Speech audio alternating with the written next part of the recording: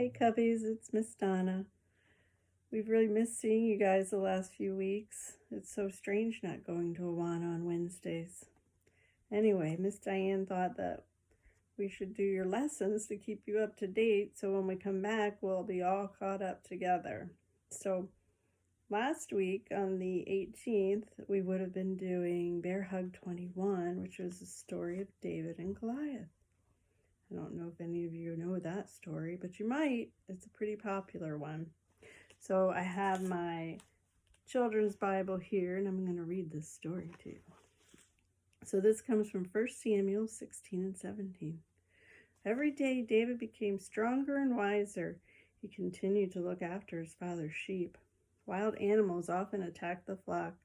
David learned to be skillful with a slingshot to scare away bears and lions.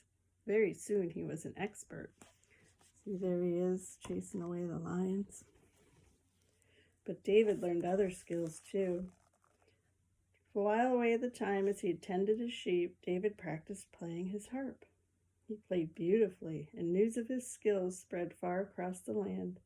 Meanwhile, Saul was becoming more and more distant from God. He had terrible moods, and an evil spirit tormented him. Worse still, Samuel no longer visited him at his palace. So there he is with his sheep. One of Saul's attendants thought that soothing harp music might calm the king. David was sent for, and whenever he played harp for Saul, the king became calmer and happier. Once the king felt better, David thought he would return home. But one day there came some worrying news. The Philistines had set up camp on one side of the valley of Elah. Only a small stream separated them from the Israelite army, who were on the other side. In the Philistines' army there was a huge man called Goliath. He was almost 10 feet tall and much stronger than any ox. Goliath strutted up and down day after day, challenging the Israelites to fight him.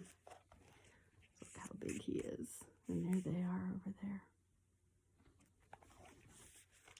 "Where's the champion of Israel?" he shouted. "Send him to fight me.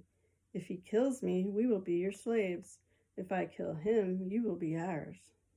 But no one stepped forward to take up Goliath's challenge. They were all too scared. Now David had 3 brothers in Saul's army. One day when he was taking food to them, he heard Goliath's taunts across the valley. David felt angry. Who was he to challenge the army of the living God? He asked. "I will fight him." The Israelites looked at the small boy in front of them and laughed. How could a boy his size defeat a giant of a man like Goliath? But Saul heard about David's offer and sent for him. So there's David. And again, this is Goliath. "God protects me when I fight lions and bears to keep my father's sheep safe," David told him. "So he will protect me now." At last, Saul agreed to David's request. He gave him his own armor and sword, but it was all too heavy for David. He could hardly move. See there? "I must use the weapons I know best," he said. He took off the armor and instead picked up his sling. He went down to the stream and chose 5 smooth stones. Then he went out to meet Goliath. There he is, getting out of the water. When Goliath saw David coming toward him, he laughed. "What sort of champion is this?" he sneered at the Israelites. But David went bravely forward. "I come in the name of the God of Israel," he said. "He is a stronger champion than you." Then David took a stone from his bag, placed it into his sling, and took aim. The stone hurtled toward Goliath. It struck him on the forehead so hard that it broke his skull. Goliath fell down dead. When the Philistines saw that Goliath was dead, they were afraid and ran into the hills. The joyful Israelites chased after them. Now they had won, and now they had the Philistines' land. So there he is.